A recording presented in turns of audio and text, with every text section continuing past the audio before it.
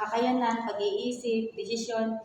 Hindi natin kayang gawin lahat eh. Lalo na pagdating kay Lord, na napag-fellowship na natin nung nakaraan. Bakit pagdating kay Lord? Parang ang hirap, parang nakakatamad, ang bigat. Pag yun na yung gawain natin. Pero pag sa ibang bagay, ang bilis natin mag-yes.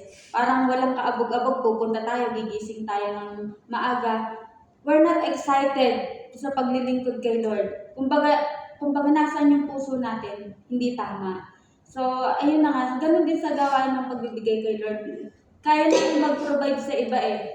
Dahil sinasabi natin na obligasyon. Pero sana, pagdating kay Lord, huwag nating gawing burden yung pagbibigay. Kasi mo na yung 10% sa ibinigay niya sa atin na buong 100%. And ang pagbibigay naman, no matter na ibigay mo maliit o malaki, basta ikakadakila yun ng pagsamba mo sa Panginoon o pagpupuri mo sa Panginoon, pag-obey mo sa Kanya, is katanggap-tanggap po yun sa Kanya. Kaya sa magbibigay ka nga ng malaki, kung pakitang gilas lang naman, hindi yung deserve ni Lord na matanggap niya.